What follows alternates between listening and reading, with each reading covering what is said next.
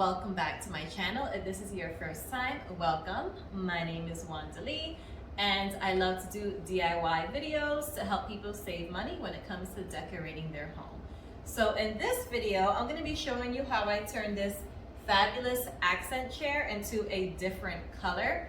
Now, the tricky thing about this chair in particular, it's that one, it's extremely detailed, like the woodwork is very detailed, and it has parts of the wood that have fabric connected. So yeah, so this was a bit of a challenge, but once I actually narrowed it down and I found the materials that I needed to change the paint color of the wood sections of this accent chair, it actually wasn't as hard as I thought. So if you're someone who's out there and you have a similar, or maybe you have the same exact accent chair and you're trying to figure out how you can change the color of the wood without ruining the fabric, keep on watching.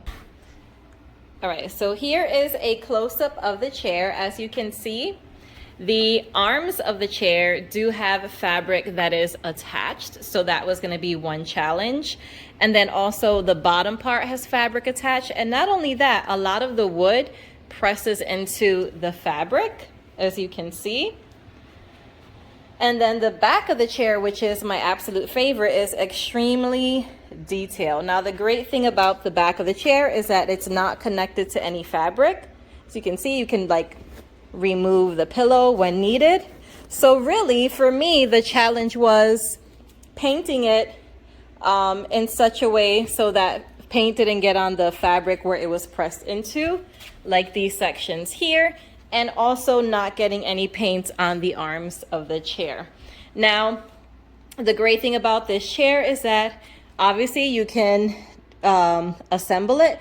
So in order to paint this chair, I had to paint it while it was not assembled yet. So I chose the large guest room to do this in because I knew that from previous experience painting my console table black, it kind of splattered on the wall. So I got a plastic drop cloth from Home Depot. It's really big. I taped some of it onto the wall and the rest onto the floor. That way, if it does splatter, then it won't really get anything. So I'm gonna go ahead, I lean this piece up against the wall. I'm gonna paint the front part. This is gonna be a process, obviously, because of the way the accent chair is designed, but it's gonna look beautiful after. So I'm gonna paint this side first, let it completely dry, flip it over, and because it's gray already, and I previously experienced you painting something white, I think I'm only gonna need 2 coats. So I'm gonna just paint it, paint it, and flip it, and then we'll get started on the handles. So this is what the arms look like for this chair, and what I'm gonna be doing is, because it does have fabric on each arm, I'm gonna be taping off the fabric part before I start painting. And I didn't want to use blue tape because blue tape won't really adhere to fabric. So I needed something a little more pliable, a little more flexible, and more like waterproof, if you will. So I'm gonna go ahead and use some duct tape and cover up the fabric parts of each arm.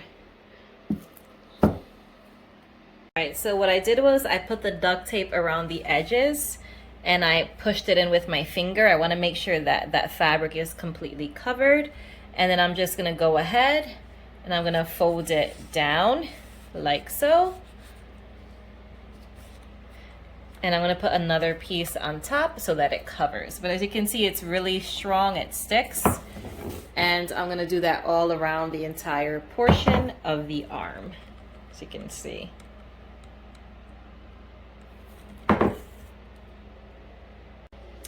All right, so as you can see, I covered the entire fabric portion of the arm. You want to make sure you get it all into those seams, push it in, because you don't want your fabric getting any paint on it. So I got all around it, which is why I say the duct tape is probably your best option. And you want to use your nail, kind of push it in, wrap it like if you're wrapping a gift, nice and neat. Don't leave any openings on either side, and now it is ready to start painting. I think the best option for these armchairs is, because of the way they're shaped, is to paint them lying down. It's going to be tricky to get them to stand. They're going to be too wobbly. So that's what I'm going to do. I'm going to paint one side, flip it over, and then paint the other. So as you can see, it's helpful for this piece specifically to cover the walls, because since it's round, I'm kind of going into the grooves this way, back and forth, and it does splatter a little bit on the wall. So you definitely want to cover your wall and your floor for this accent chair in particular. But it's coming along good. This is just one coat and it looks great. So I'm probably definitely gonna only need 2 coats for this.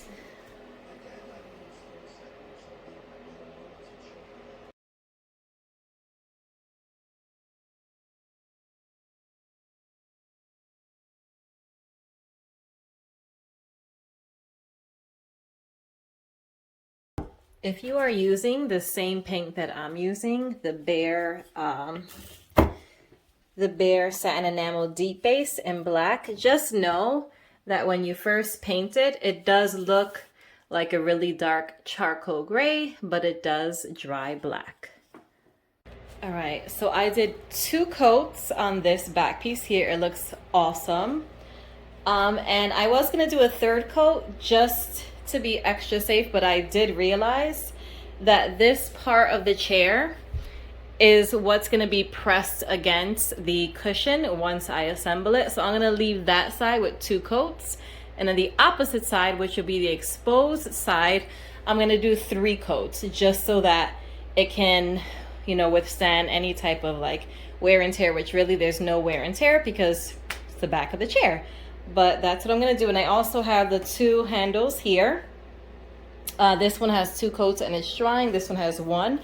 And what I did realize while I was working is instead of having to kind of clean the little holes with the Q-tip, I'm just avoiding going over any sections that have like the little holes where the chair needs to be attached. So any area where it's going to be attached, I'm kind of just going around it and not painting a lot on that space. I think it'll just make it a lot easier for me once I start assembling the chair. But I'm loving the way it looks, and it's gonna look amazing with the contrast of the beige fabric and the black. The last piece I need to do now is the actual cushion, which I'm gonna show you now. So what's really great about this is that the seat cushion has a really heavy duty Velcro fabric so that you can unzipper it and wash it. So all I did was detach it, and now I have this piece here, which is going to allow me to paint it even better because I'll just put the duct tape along these edges and I'll go ahead and paint the rim of the seat. Okay, so I wrapped the edges, as you can see, with the duct tape. And then I just pushed it in. These kind of lifted up a little bit, so I pushed it underneath on all 3 sides. And then this back side over here, this portion, I didn't have to wrap or paint because that's going to be covered by that bottom section there. So I'm just going to be painting 3 sides, and it's nice and tightly wrapped. So I'm gonna get painting. Okay, so now I did the final coat. I'm just waiting for each piece to dry. I did 3 coats on the back part of the back of the chair. And these are the arms here. I did 3 coats as well, since that's the part that people will be touching. And I did peel off the duct tape, as you can see. A little bit of it got underneath, but you would have to go under the seam to see that. So it's really not a problem. It looks pretty good. This one came out really nice and clean. And here goes the bench portion, which is also drying. So now I'm just gonna wait for them to completely dry. I actually may wait until tomorrow, just because I did do 3 coats and I don't want it to be tacky. So I'm going to let it dry for 24, well, not really 24 hours, but maybe 12 hours. And then I'm going to go ahead and assemble it.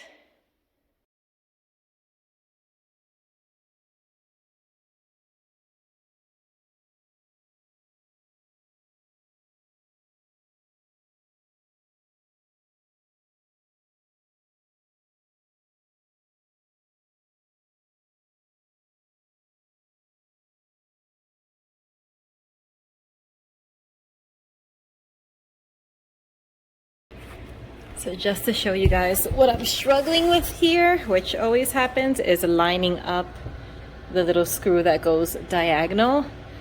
So I accidentally put this one in the top and this one's longer. So yeah, these diagonal screws are always a headache for me, but I am almost done. I finally got them in. So once I get these in, I'm gonna flip this bad boy over and we're gonna see the big reveal. Okay, so I finally got the chair put together. Now I'm just gonna add the seat cushion. Oh my God, it looks beautiful. I love it. Let me try to get some more natural light in here. Look at that, you guys. Fabulous. So beautiful and detailed. All right, let me put on the cushion before I get ahead of myself. And the cushion you just place right there. It's not attached to anything. All right, so now it's time to take a look at these chairs side by side. Here we go. Ta-da! Wow, look at the difference. Now again, that one's cute, but if you like contrast, I like to have contrasting colors. I don't want everything in here too light. And I like how it goes with the black on the fireplace and other black details. Yeah, here goes the front. And my hard work paid off. As you can see, it's nice and clean. I'm gonna just turn them both around so you can see. Because I feel like the black gives it a whole different look, and I feel like it just enhances all the detail, the beautiful details that these chairs have. Look at that. Oops, stepped on a doggy toy. Look at that. Beautiful. I love it. Too bad this doesn't show as much, you know, because they're facing the window, but they're definitely gonna show. This is exactly how they're gonna be. So I wanted to do one and to, I'm a mess over here. All right, so this is how they're gonna be. Move this one forward. All right, so that's how they're going to be. I like they're facing each other a little too much. So let's pull it out a little. There we go. Oh, that's better. Okay, so that's how they're gonna be. I was thinking of putting a little table in the center, but because eventually I'm gonna have a coffee table here and I'm gonna get rid of that white one and get a long console table. I don't want too much furniture. And I feel like it doesn't really need much. I was gonna put a small table with a plant. Let me know what you guys think, because I can always put a really low table with like a nice little floral display here, and then the console table will be there and it won't have any flowers. I'm still thinking of doing that, we'll see, but this is how it looks. And that's the difference. I love it. I think it looks absolutely beautiful. And for those of you who are wondering, these chairs are really sturdy.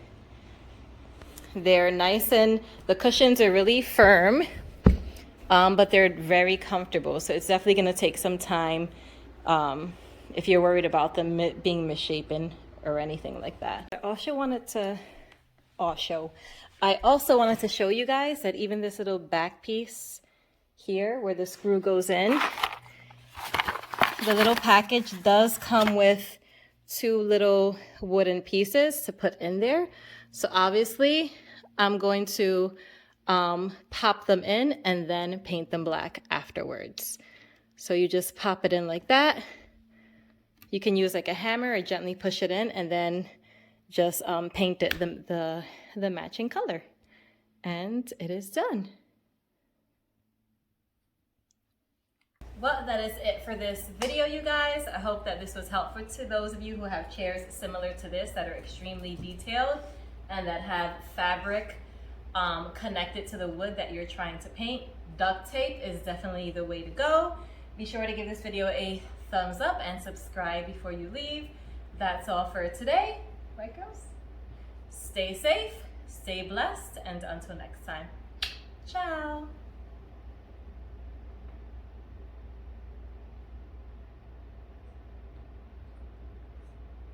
Hey, bum, bum.